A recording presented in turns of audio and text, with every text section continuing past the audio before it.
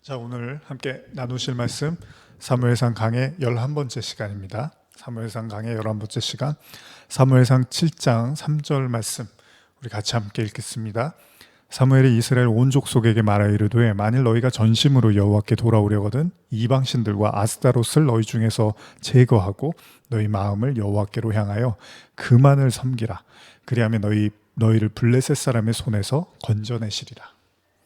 우리는 지난 시간에 사무엘상 강해를 통해서 이스라엘 백성들이 법궤를 찾았음에도 불구하고 20년 가까이 블레셋의 영향력 하에서 온전히 신앙생활을 하지 못한 채 힘겨워한 나머지 결국 하나님을 향해서 신음하는 내용에 대해서 나눴습니다. 그렇습니다. 이스라엘 백성은 결국 하나님을 향하여 마음을 돌이키기 시작하죠. 그리고 그들 향한 사무엘의 외침이 무엇이었습니까? 여호와께 돌아오라는 것입니다. 여호와께 돌아오라는 것은 사무엘의 외침처럼 여호와 하나님만 섬기라는 거죠. 그런데 전제 조건이 있습니다. 말씀에도 기록된 것처럼 만일 너희가 전심으로 여호와께 돌아오려거든 이방신들과 아스타롯을 너희 중에서 제거하라는 말씀이죠. 현대어로 한 번 더 읽어드릴게요. 7장 3절입니다. 그러자 여호와를 찾아온 백성에게 사무엘이 올바른 회개를 가르쳐 주었다. 여러분이 진심으로 여호와를 찾아 돌아올 작정이라면 남신이든 여신이든 그동안 섬기던 다른 나라의 우상들을 모조리 없애버리십시오. 오직 여호와만 의지하고 그분만을 섬기십시오. 그러면 여호와께서 분명히 여러분들을 블레셋 족속의 권세에서 해방시켜 주실 것입니다. 어쩌면 쉽게 생각해 볼 수 있는 내용인데요. 성경은요, 백성들 마음속에 우상을 제거해버리면 하나님께서 블레셋 족속의 권세에서 해방을 시켜주시겠다고 말하고 있습니다. 그러니까 블레셋 족속의 지배하에, 그 영향력 하에 놓여 있는 건 단순한 전쟁에서의 패배 혹은 그들의 힘이 막강해서가 아니라 이미 이스라엘 백성의 마음이 블레셋이 섬기는 우상들로 가득해 있다라고 지금 말하고 있고요. 그래서 그 우상을 제거하면 하나님도 블레셋의 지배하에서 해방을 시켜주시겠다고 말하고 있습니다.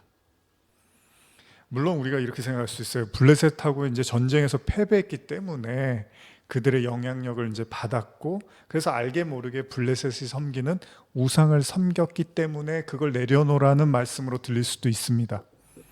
그러나 이미 우리가 오랫동안 나누었던 것처럼 성경은 블레셋과의 전쟁 이전부터 제사장 엘리를 대표로 하는 이스라엘 신앙이 많이 무너져 있음을 보여주고 있었던 거죠. 사무엘상 3장 1절 보시면 아이 사무엘이 엘리 앞에서 여호와를 섬길 때에는 여호와의 말씀이 희귀하여 이상이 흔히 보이지 않았더라.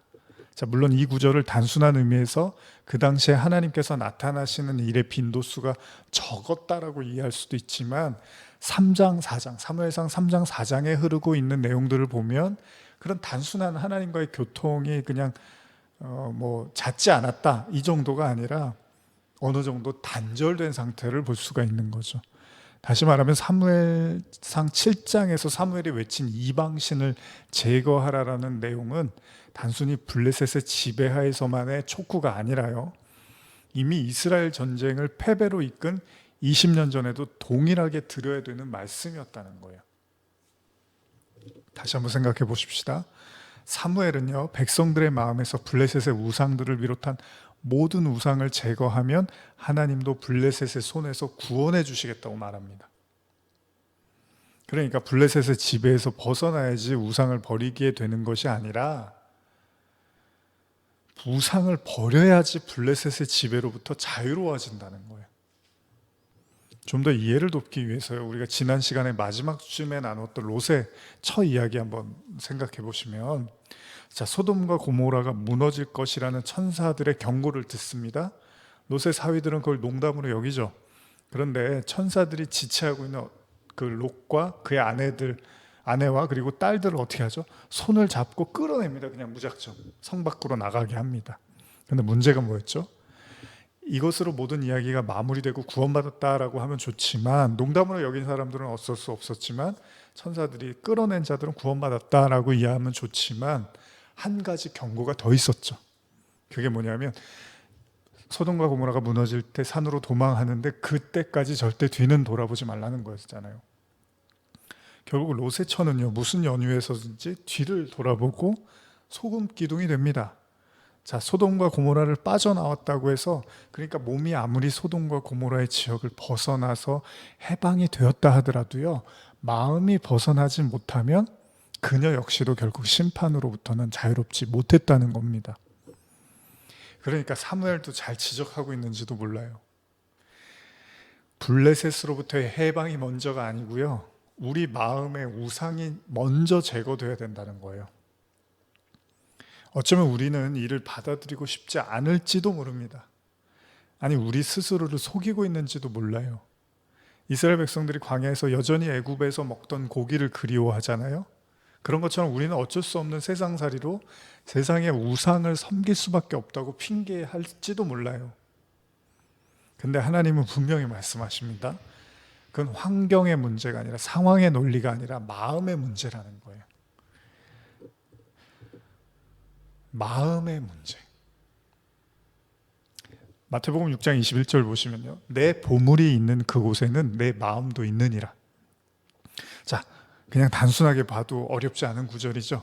우리가 소중히 여기는 것, 당연히 거기에 우리의 마음이 있습니다. 계속 그 생각을 할 거예요.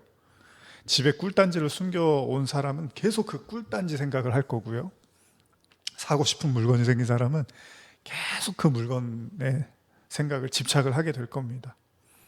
저 역시도 그 청년 때 이렇게 마음이 느긋한 편이 못 되다 보니까 뭐가 하나가 사고 싶었어요. 근데 이제 택배를 주문을 하면 주말이 껴있으니까 나중에 받아보는 게 싫어서 빨리 이제 가서 갖고 싶어서 그냥 직접 가서 이렇게 사러 갔던 기억이 나는데요.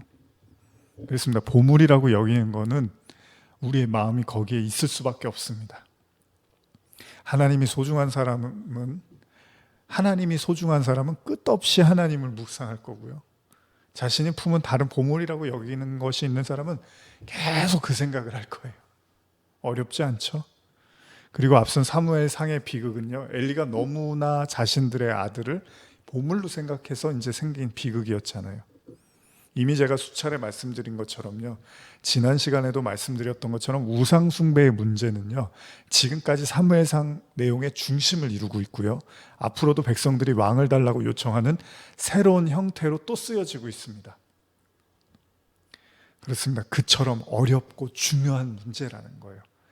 바울 역시도 이를 알기 때문에요, 로마서를 시작하면서 1장에서 이 내용을 다루고 있는데요, 그 중에 한 구절을 보면, 자, 로마서 1장 25절만 읽어볼까요? 이는 그들이 하나님의 진리를 거짓 것으로 바꾸어 피조물을 조물주보다 더 경배하고 섬김이라.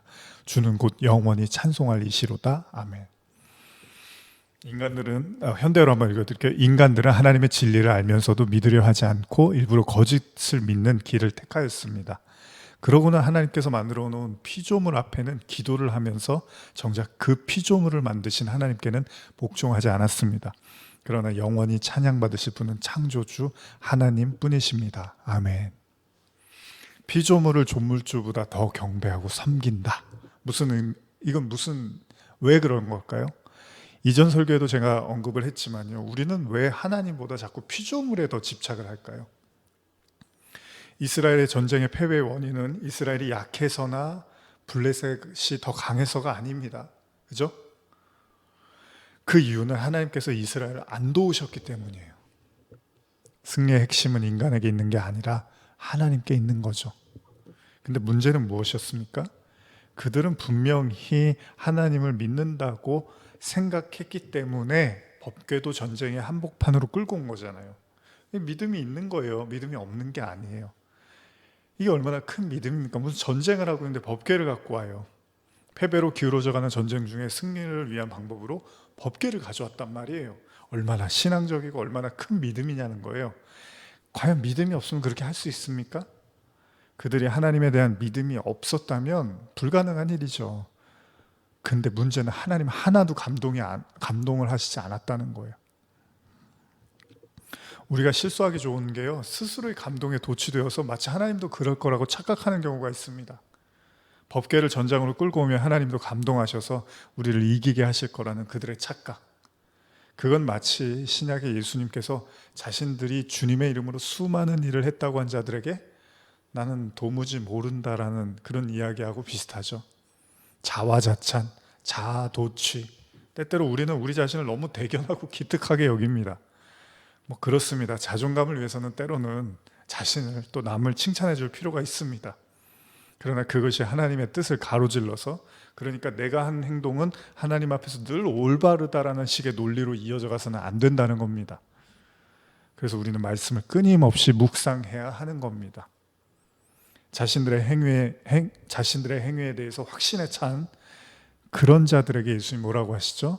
마태복음 7장 21절입니다. 나더러 주여 주여 하는 자마다 다 천국에 들어갈 것이 아니요 다만 하늘에 계신 내 아버지의 뜻대로 행하는 자라야 들어가리라. 뭐 잘하는 말씀이시죠. 여러 번 저도 말씀드리고, 사실 이 말씀들은 중요합니다. 왜냐하면 모든 여러분과 저의 신앙을 한순간에 뒤엎을 수 있는 말씀이기 때문입니다. 그래서 여러 번 우리는 듣고 생각해야 됩니다. 현대로 읽어드릴게요. 종교적으로 흠이 없는 사람이라고 해서 다 믿음이 깊은 사람은 아니다. 그들이 내게 주님이라고 부른다고 해서 다 하늘나라에 들어갈 수 있는 것도 아니다. 가장 중요한 문제는 그들이 하늘에 계신 내 아버지의 뜻을 실행하고 있느냐는 것이다. 그렇습니다. 하나님의 뜻을 행해야 된대요. 하나님의 뜻이 뭐죠? 너무 어려운 말이죠. 제가 뭐 가끔 말씀드리지만 청년 때 항상 기도했던 게 하나님의 뜻이었어요. 도대체 하나님 뜻이 뭡니까? 모든 생각과 기도가 그 초점에 맞춰져 있었습니다. 뭐 두렵기도 했고요. 신앙생활하는 것이. 그러다 보니까 하나님의 뜻은 물을 수밖에 없는 거죠. 근데 저에게 조언하시던 분이 이런 말씀을 하시더라고요. 항상 기뻐하고 쉬지 말고 기도하고 범사에 감사해라. 사실 그 평범한 조언이 아직도 20년이 지난 지금도 제 마음에 각인이 되어 있고요. 여러분들에게 이렇게 가끔 말씀을 드리잖아요. 그렇습니다. 중요한 건 블레셋의 지배로부터 벗어나는 게 아니라 애굽의 종살이로부터 빠져나오는 게 아니라는 거예요. 다시스가 아닌 니느웨로 가는 게 중요한 게 아닙니다. 소돔과 고모라 성을 그냥 빠져만 나오는 게 중요한 게 아니라요, 하나님의 뜻이 뭔지를 아는 겁니다.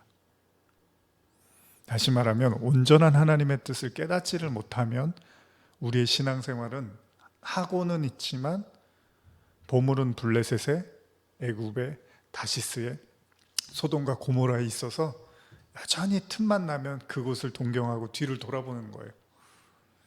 누가복음 9장 61절에서 62절 보시면요, 또 다른 사람이 이르되 주여 내가 주를 따르겠나이다마는 나로 먼저 내 가족을 작별하게 허락하소서. 예수께서 이르시되 손에 쟁기를 잡고 뒤를 돌아보는 자는 하나님 나라에 합당하지 아니하니라 하시니라. 예수님을 따르기 위해서 가족과 작별 인사를 하겠다는 사람에게 예수님이 하신 말씀이죠. 예수님이 그토록 무정하신 분입니까? 아니 그 잠깐 시간도 허용이 안 되는 겁니까? 너무 성격이 급하신 건가요? 아니면 강하게 만들려고, 강하게 키우려고 그런 건가요? 뭐 모두 다 맞는 이야기처럼 우리가 생각할 수도 있겠지만 사실은 무언가를 말씀하시려고 하는 거잖아요. 62절 그 쟁기와 관련된 주석의 내용을 잠깐 읽어드리면, 손에 쟁기를 들고 밭을 가는 자는 자의 유일한 목적은 고든 고랑을 내는 일이며, 사람이 자기가 하는 일 외에 다른 일에 신경을 써서 뒤를 돌아본다면 고랑은 곱게 될 수가 없을 것이다.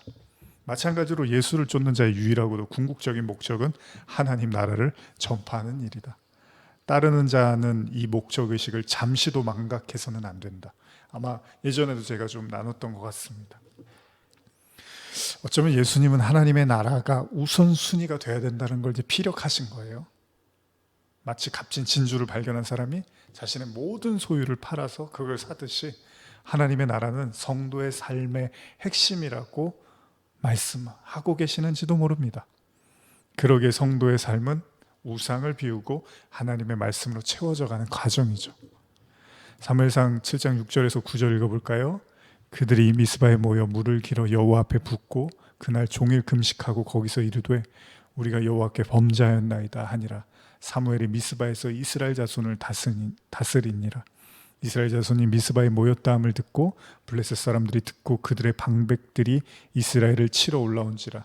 이스라엘 자손들이 듣고 블레셋 사람들을 두려워하여 이스라엘 자손이 사무엘에게 이르되 당신은 우리를 위하여 우리 하나님 여호와께 쉬지 말고 부르짖어 우리를 블레셋 사람들의 손에서 구원하시게 하소서 하니 사무엘이 젖 먹는 어린 양 하나를 가져다가 온전한 번제를 여호와께 드리고 이스라엘을 위하여 여호와께 부르짖음에 여호와께서 응답하셨더라.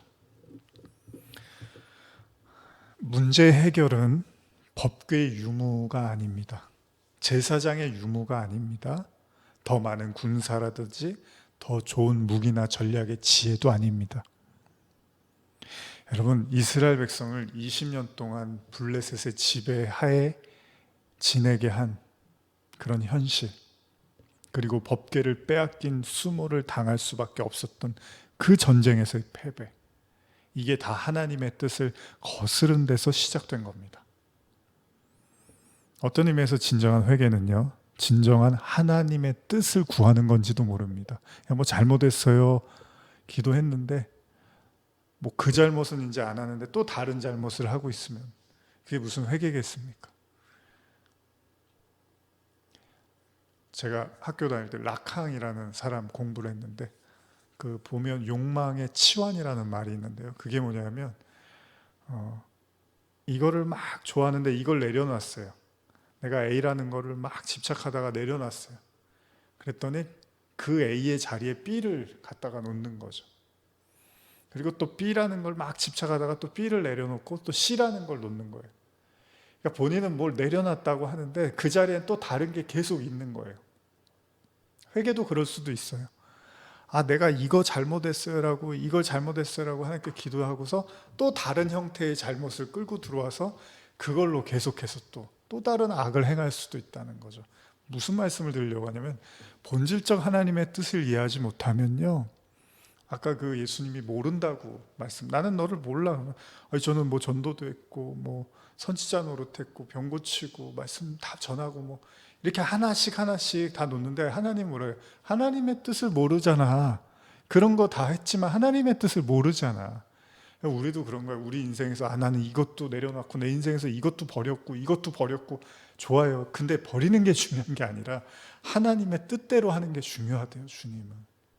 저는 이것도 했는데 저것도 했는데 그게 중요한 게 아니라 하나님의 뜻이 뭔지를 먼저 알래요. 그런 의미에서라면 진정한 회개는 하나님의 뜻을 구하는 건지도 모른다는 겁니다.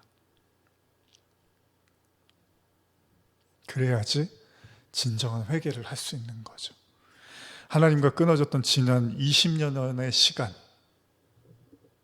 결국 회개만이 다시 하나님께 나가는 문을 열게 되는 겁니다. 이 부분은 우리 자신으로 하여금 한 번쯤은 깊이 생각해 볼 필요가 있습니다. 어쩌면 문제의 핵심은 지옥과 같은 현실을 벗어나면 되는 게 아니라요, 만일 그 지옥과 같은 현실을 끌어들인 게 우리 자신이었다면 그게 먼저는 우리 마음의 문제라는 거예요. 다시 말하면 이 상황만 벗어나면 행복해지는 게 아니라 그 상황을 끌어들인 내 마음이 먼저 해결이 돼야 된다는 겁니다. 근데 자꾸 남 탓해요, 우리는. 저도 그렇고 환경과 사람 탓을 하지만 그거를 끌어들인 장본인이 나라면 그 마음이 먼저 하나님은 해결돼야 된다는 겁니다. 하나님보다 피조물을 더 섬기던 자들의 마음은 결코 편안할 수가 없습니다. 여러분과 제 마음에요, 하나님보다 피조물을 섬기면 그 자체가 불안과 두려움과 공포로 가득 찰 거예요. 하나님이 그렇게 만드셨어요. 하나님이 주는 평안 외에는, 세상이 주는 평안은 없다고 하잖아요, 하나님은. 그래서 피조물을 더 섬기는 자들은 마음에 불안과 염려로 가득 찰 수밖에 없어요. 왜? 그게 진리가 아니니까. 그래서 맨날 불안한 거예요, 우리가. 하나님의 뜻을 묻지 않는, 하나님의 말씀과 본질을 더 알고자 묵상하며 부르짖지 않는 자들에겐 하나님의 평안이 임할 수가 없습니다. 그들에게 임할 하나님의 평안은 없습니다. 가끔 제가 생각해 봅니다. 바울이요, 사울이었던 시절에 행복했을까요? 기독교인들 박해하고 다니고 자기가 바리새인 중에 바리새인이라고 최고라고 자처하던 그의 신앙에 정말 기쁨과 평화가 있었을까요? 설령 그가 있다고 믿었다 하더라도 그게 정말 하나님으로부터 온 게 맞나요? 아니잖아요. 그러니까 다 이유가 있는 거예요. 그 마음의 불안과 염려로 우리가 가득 찰 수밖에 없는 게. 마치 아담이 하나님 범죄하고서 그냥 바로 불안해 하잖아요. 하나님의 뜻을 반해서 하나님의 진정한 말씀과 뜻과 의도를 알려하지 않는 자들에게 진정 마음의 평화는 올 수 없을 겁니다. 어쩌면 인간 내면에 존재하는 그 불안이라는 놈은요, 마치 나침반과 같아서 우리에게 하나님께 향하라고 계속 외치고 있는지도 몰라요. 하나님 쪽을 바라보라고. 그게 불안으로 우리에게 나타나는지도 모르는 거예요. 어쩌면 그 내면의 선지자, 그 불안이라는 걸 통해서 하나님은 우리에게 하나님을 보기를 말씀하고 계시는지도 모릅니다. 중요한 건 우상을 제거하고 하나님을 향하고자 했던 이스라엘 백성에게 하나님이 응답하셨다는 겁니다. 더 놀라운 건요, 이를 못마땅하게 여기고 회개를 위해서 모인 회중들을 치러 온 블레셋 사람들이요. 블레셋 사람들이 이스라엘 백성이 모여서 뭐 기도하고 막 뭘 하니까 이제 안 되겠다, 저놈도 혼내줘야지, 그러고서 이제 몰려온단 말이에요. 근데 그들이 회개하자 드디어 하나님이 도와주시더라는 거예요. 사무엘상 7장 10절입니다. 이 사무엘이 번제를 드릴 때에 블레셋 사람이 이스라엘과 싸우려고 가까이 오매 그날에 여호와께서 블레셋 사람에게 큰 우레를 발하여 그들을 어지럽게 하시니 그들이 이스라엘 앞에 패한지라. 이스라엘을 패배로 이끌었던 지난 블레셋과의 아벡에서의 싸움, 그 싸움에서는 달리 지금 주님은 이 싸움에서 도움을 주고 계십니다. 차이가 뭘까요? 쉽게 말하면 그때는 기도하는 제사장이 아니었고 지금은 기도하는 제사장이다? 그때는 엘리였고 지금은 사무엘이었다? 물론 엘리가 전혀 기도를 안 했을까요? 그렇게 생각하지 않습니다. 그렇다면 사무엘과 차이가 있다면 뭘까요? 가만히 보면 어렵지 않습니다. 지금 사무엘은 회개를 촉구합니다. 근데 엘리는 도무지 회개에 대해서 언급이 없습니다. 본인도 회개를 해야 되는데 본인도 회개를 안 하고 있었잖아요. 엘리는 회개를 말하지도 않고 하나님의 뜻을 구하지도 묻지도 않습니다. 오히려 이것 때문에 엘리 역시 심판을 받잖아요. 그렇다고 제가 단순하게 밑도 끝도 없이 주여 주여 그런 회개하라는 거 아닙니다. 그런 회개 말고요. 죄를 깨달아야 됩니다.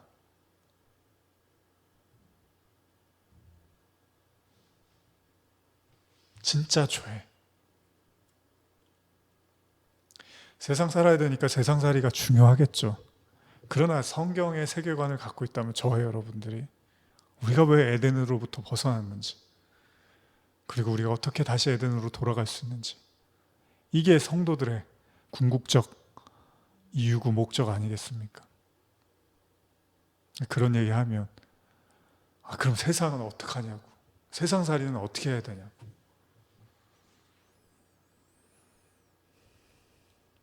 그러나 성도의 삶은 다시 하나님께로 돌아가는 것에 모든 초점을 맞추는 거죠.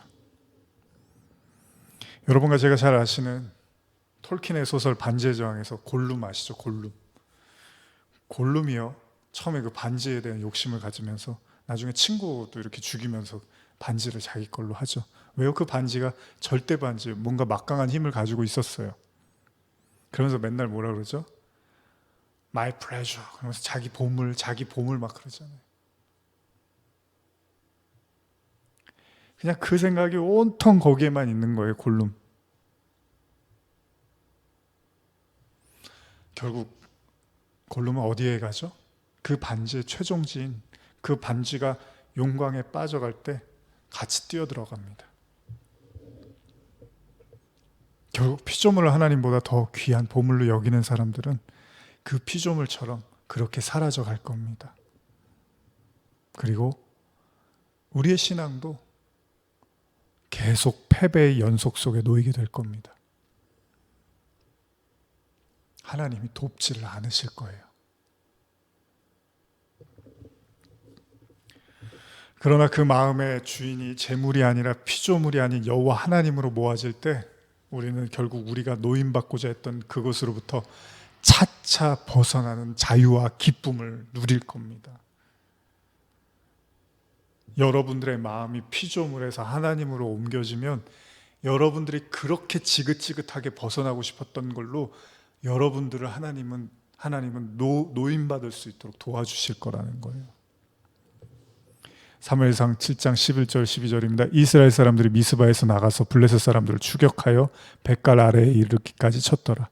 사무엘이 돌을 취하여 미스바와 센 사이에 세워 이르되 여호와께서 여기까지 우리를 도우셨다 하고 그 이름을 에베네셀이라 하니라. 여러분, 회개는 그런 겁니다. 진짜 회개만이 하나님과의 끊어진 관계를 열 수 있는 열쇠일지도 모릅니다. 그제서야 비로소 우리는 하나님이 우리를 도우심에 감사할 수 있을 겁니다. 도우시지 않는 이유가 있으면요, 도우시는 하나님도 있는 거예요. 도우시지 않는 이유도 있는 거고요, 도우시는 이유도 있을 겁니다. 결국 이스라엘은 하나님의 도우심으로 블레셋의 지배로부터 벗어나게 됩니다. 사무엘상 7장 13절 14절입니다. 이에 블레셋 사람들이 굴복하여 다시는 이스라엘 지역 안에 들어오지 못하였으며 여호와의 손이 사무엘이 사는 날 동안에 블레셋 사람을 막으심에 블레셋 사람들이 이스라엘에게 빼앗았던 성읍 에그론부터 가드까지 이스라엘에게 회복되니 이스라엘이 그 사방 지역을 블레셋 사람들의 손에서 도로 찾았고 또 이스라엘과 아모리 사람 사이에 평화가 있었더라. 회개의 결국이 뭡니까? 평화입니다. 진짜 회개만이 모든 불안과 두려움으로부터 우리를 벗어나게 해줍니다. 진짜 회개만이 하나님의 손길을 느끼게 해줍니다. 그리고 그 회개의 핵심이 뭡니까? 우리 내면의 우상을 제거하는 것. 이것이 하나님께 향하는 첫 걸음입니다. 마태복음 6장 24절, 자주 읽었던 말씀인데 읽으면서 마치겠습니다. 한 사람이 두 주인을 섬기지 못할 것이니 혹 이를 미워하고 저를 사랑하거나 혹 이를 중히 여기고 저를 경히 여김이라. 너희가 하나님과 재물을 겸하여 섬기지 못하느니라. 현대어로 읽어드릴게요. 아무도 하나님과 돈이라는 두 주인을 함께 섬길 수는 없다.